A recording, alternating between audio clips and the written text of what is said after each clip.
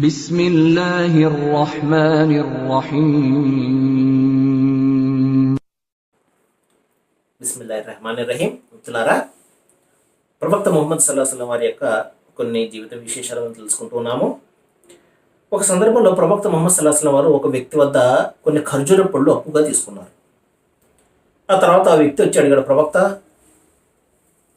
మీరు నాకు కొన్ని సేర్లు ఖర్జూర పళ్ళు ఇవ్వాలి అనగానే ప్రవక్త వారు అప్పుడే కొన్ని ఖర్జూర పళ్ళు వచ్చాయని, ఎక్కడి నుంచో వచ్చాయి, ఎవరో బహుమతిగా ఇచ్చారు, అవి తీసుకెళ్ళి ఆయనకి ఇచ్చేస్తారు, తీసుకోండి అని చెప్పేసి.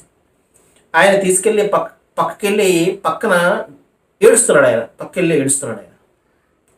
వీరు ప్రవక్త వారు చూస్తారు, ఏంటిది అని చెప్పేసి వచ్చి, ఎందుకంటే ఎందుకు ఏడుస్తున్నారు మీరంటే, ప్రవక్తే నాకు న్యాయం చేయకపోతే నేను ఏం చేయను అంట.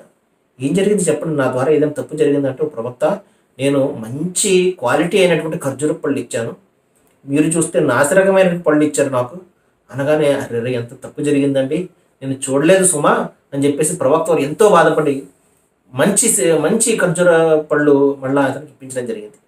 అంతే తప్పించి నేను ప్రవక్తను కదాను, లేకపోతే నేను స్పెషల్ అను ప్రవక్త ముహమ్మద్ సల్లల్లాహు అలైహి వసల్లం వారు తన జీవితకాలంలో ఎప్పుడు కూడా ఆయన ఎవరి దగ్గర కూడా ఆయన తన దర్పాన్ని ప్రదర్శించలేదు. ప్రతి ఒక్కరిని కూడా సమానంగా ప్రేమించారు. ప్రతి ఒక్క శిష్యుడు కూడా ప్రవక్త వారు నన్నే ఎక్కువగా ప్రేమిస్తున్నారా అన్నట్టుగా ఆనందపడేవాడు. అంతగా అది మామూలు విషయం కాదు సోదర మహాశయులారా. ఒక నాయకునికి అనుచరునికి మధ్య ఉన్నటువంటి అనుబంధం ఏ విధంగా ఉండాలి అంటే, ఏదో నాయకుడు అనుచరుడు ఏదో ఒక లాభాన్ని ఆశించి కాదు, ఎవరు ఏమి కూడా అక్కడ కాదు, ఏ రక్త సంబంధం లేదు, అయినప్పటికీ కూడా ప్రవక్త వారిపై ఏదో వారని ఒకటి వాళ్ళు రక్షించుకోవడం జరిగింది. సోదర మహాశయులారా, ఇంకొక సందర్భంలో ఒక వ్యక్తి మస్జిద్ నబవీ అక్కడ మస్జిద్లో మూత్ర విసర్జన చేసేస్తారు. బద్దుయిన్ అంటే తెలియనటువంటి వ్యక్తులు కదండి, చదువు సంధ్య లేనటువంటి కొంతమంది ఉంటారు కదా, ప్రతి కాలంలో కూడా ఉంటారు.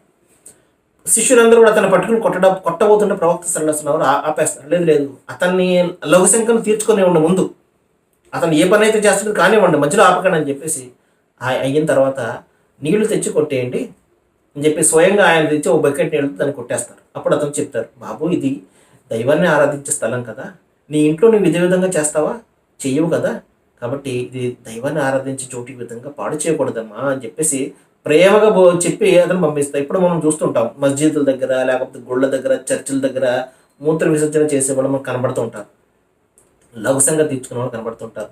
అరే ఇది ఆరాధన స్థలమే, ఇక్కడ అలాంటివి అసలు బహిరంగంగా చేయడమే తప్పు, అలాంటిది ఆరాధన స్థలాల దగ్గర ఎంత జాగ్రత్తగా ఉండాలి. మస్జిద్ దగ్గర చేస్తుంటారు, గుళ్ళ దగ్గర చేస్తుంటారు, దేవాలయాల దగ్గర, చర్చిల దగ్గర పక్కన మూత్ర విసర్జన చేసేస్తుంటారు సోదర మహాశయులారా.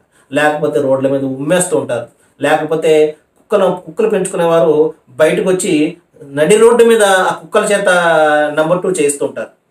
అరే అది నలుగురు తిరిగే స్థలమే, అది ఇంటి దగ్గర చేస్తాం మన ఇంటి ఎదురుకుండా చేసుకుంటాం ఆ విధంగా?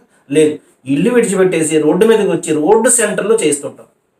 కనీసం ఒక కాన్సెన్స్ ఉండాలి కదండి, ఒక ఆలోచన ఉండాలి కదా, అది ప్రజలందరికీ సంబంధించింది, ఇది ఇటువంటి చేయకూడదని చెప్పేసి మనిషి బుద్ధి గడ్డి తింటుందండి చెప్పాలంటే. సరే, రేపు మరికొన్ని విషయాలు తెలుసుకుందాం. వాఫిరు దావానా అల్హమ్దులిల్లాహి రబ్బిల్ ఆలమీన్. సర్వే జన సుఖినో భవంతు. Thank you very much.